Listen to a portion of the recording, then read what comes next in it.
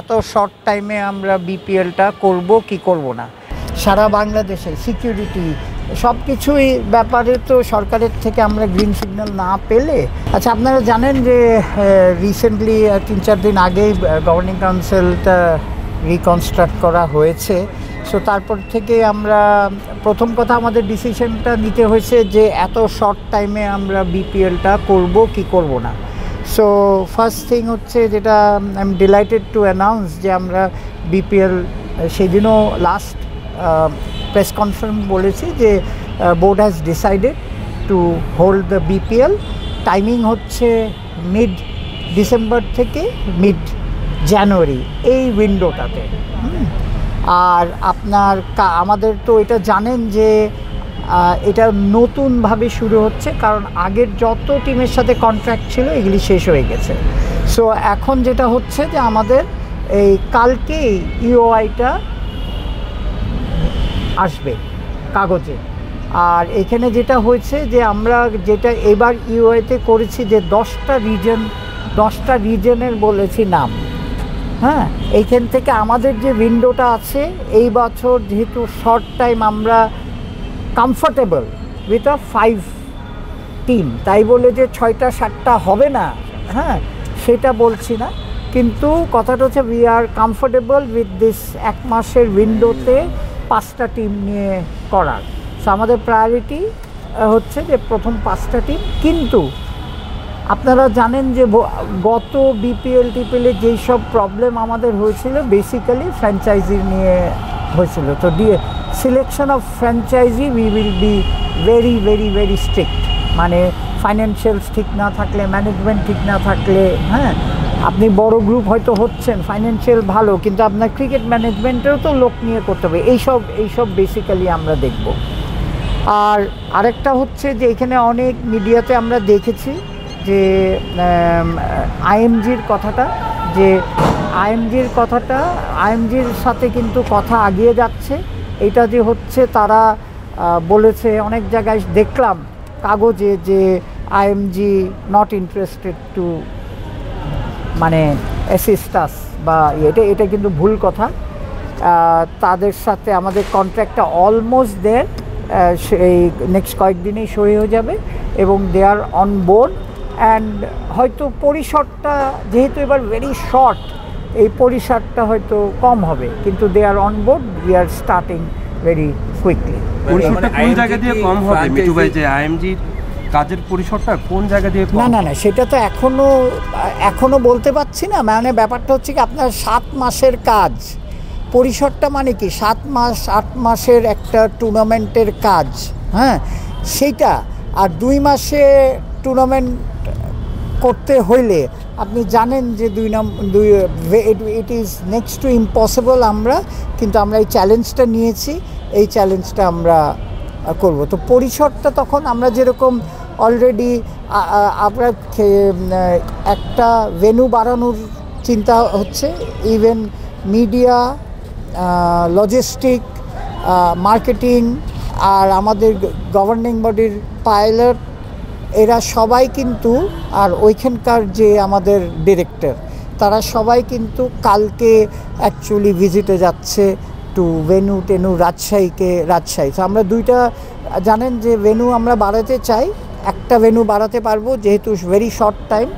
এখন এটার পরে আমরা বরিশাল ভিজিট করব, তখন ঢাকা, চিটাগং, সিলেটের সাথে যে কোনো একটা ভেন্যু অ্যাড হবে। তাদের ব্যাংক ব্যালেন্স বা এইসবের ক্ষেত্রে ফাইন্যান্সিয়াল, মানে এটা কি আপনারা নিজেরাই করবেন নাকি আইএমজি করবে? আইএমজিও থাকবে, হ্যাঁ আইএমজিও থাকবে। শোনেন, এই আইএমজির সুবিধাটা হচ্ছে কি, they have run IPL for so long and other. So তাদেরও গাইডলাইন একটা নিচ্ছি, আমাদের নিজেদের গাইডলাইন নিচ্ছি এবং গাইডলাইন করছি, এবং আমরা করছি কি যে আগের এক্সপিরিয়েন্সের গাইডলাইন নিচ্ছি, যাতে আগের এক্সপিরিয়েন্সটা দরকার, কেন তারা কি ভুল করেছিল সেই ভুল যাতে আমরা আর করতে চাই না। নাহলে বিপিএলের কিন্তু এটা বলতে পারেন রিলঞ্চ। সো রিলঞ্চে আপনাদের সবাই সহযোগিতা সহকারে এটারে সাকসেসফুল করলে দেশের জন্যই কিন্তু একটা বিগ। আমার কথাটা শুনেন, যখন সব কোম্পানি প্রেজেন্টেশন দিয়েছে আগে, এই যে 2-4-5 মাস আগে, তখন কিন্তু এরকম নানানজন নানান প্রেজেন্টেশন দিয়েছেন, আমরা উই হ্যাভ গন থ্রু, আমরাও একটু এক্সপিরিয়েন্স হয়েছি। এখন as a professional company IMG will help us এই মাঠে শেষ করতে হবে উইন্ডোটা। ও যেটা যে বললো ওয়ার্ল্ড কাপের আগে আমাদের শেষ করতে হবে। সো উইন্ডো হচ্ছে এই উইন্ডোটাই এটাই পাইলাম আমাদের জন্যে ভায়াবল হচ্ছে না। নির্বাচন তো আপনার ফেব্রুয়ারি মাসে ডেফিনেটলি গ্রিন সিগন্যালটা পেয়েই তো আমরা নিশ্চয়ই আমরা এটার এই উইন্ডোটা করা হয়েছে।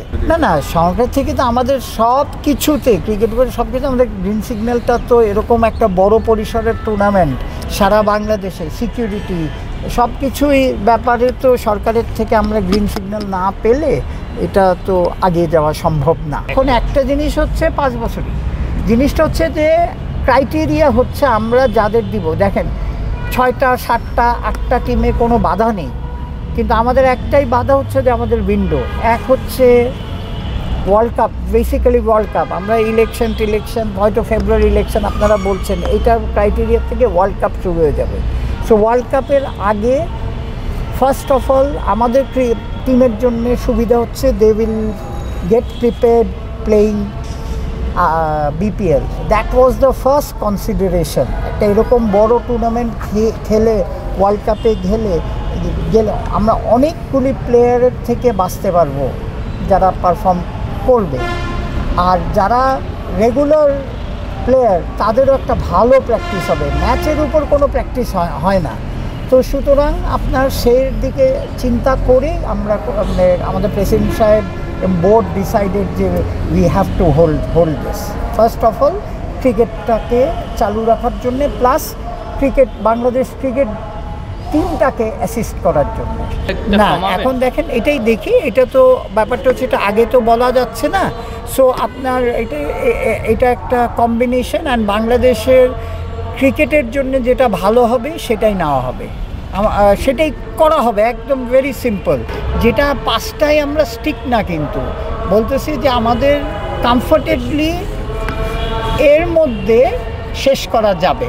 6টা হলে যে শেষ করা যাবে সেটা না, তখন ওই কি দুটো করে না বেশি দিন লাগবে, আর 2টো করে ম্যাচ এভরিডে খেলাতে হবে, সেটাই, গ্যাপ নেই।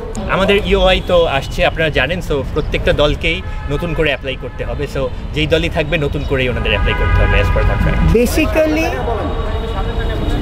আচ্ছা সামনে থাকে ওই আমাদের তো ইউআই ওপেন করা হচ্ছে আগামীকালকে। সো যেই দলই অ্যাপ্লাই করতে হবে ওনাদেরকে তো নতুন করে এগ্রিমেন্ট করেই আসতে হবে। যারা পুরনো ফ্র্যাঞ্চাইজি, যাদের মানে ট্র্যাক রেকর্ড ভালো, তাদের ক্ষেত্রে আপনাদের কনসিডারেশন থাকবে কিনা বা তাদেরকে একটু অগ্রাধিকার? শোনেন আমাদের ক্রাইটেরিয়া কি দেখাচ্ছে, একটা হচ্ছে ফাইন্যান্সিয়াল ওই কোম্পানির, কারণ আমরা রাজশাহী বলেন আর আমাদের যে বাজে এক্সপিরিয়েন্সগুলি হয়েছে এইগুলি যাতে না হয়। সো উই উইল হ্যাভ ফাইন্যান্সিয়ালসটা ক্রাইটেরিয়া নাম্বার 1। ক্রাইটেরিয়া নাম্বার 2 হচ্ছে যে আপনি কি you can be a big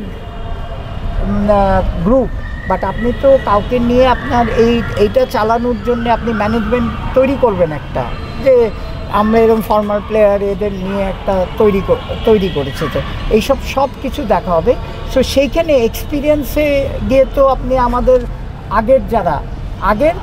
যারা ডিফল্ট লিস্টে নেই বা যারা ক্লিন রেকর্ড, এইসব টিমের তো এক্সপিরিয়েন্সে সবসময় হাইস্ট পয়েন্ট পেয়েই যাবে। কিন্তু মিঠু ভাই, যে বরিশাল যারা চ্যাম্পিয়ন দল, তারা যদি না আসে বা তাদের যে অনাগ্রহ, সেটা আপনি কীভাবে দেখছেন? আমরা তো দেখেন এটা তো কাউকে তো আপনি জোর করে আনতে পারবেন না। হ্যাঁ, আমরা ওয়েলকাম করি, ওনারা খুব ভালোভাবে টিম চালিয়েছে, সবসময় কোনো দিন আমরা কমপ্লেন পাইনি। সো আমরা সবসময় চাই যে এরকম ভালো ম্যানেজমেন্টের টিম আসুক। হ্যাঁ, এবং উই আর ওপেন, কিন্তু আমরা তো ফোর্স করতে পারি না কাউকে। কিন্তু আমার থেকে কথা হচ্ছে যে উনি যে কষ্টটা করেছে, একটা বিল্ড করেছে বরিশালের ফলোয়ার, আমার রিকোয়েস্ট যে উনি আসলে ভালো হয়। হ্যাঁ, মানে মাহবুব ভাই কিন্তু আজকে পসিবল হচ্ছে এটাকে এত শর্ট টাইমে করার জন্য মাহবুব ভাই কিন্তু অনেক আগিয়ে দিয়ে গেছে, মানে ভেরি মেথডিক্যালি। আমি বলতে আই এম লাকি, হ্যাঁ, যে অনেকটা আগিয়ে দিয়ে গেছে উনি, সেই জন্যেই কিন্তু পসিবল। উনি যদি কাজটা না করতো তাহলে এত কাজ এই 2 মাসে শেষ করা যেত না।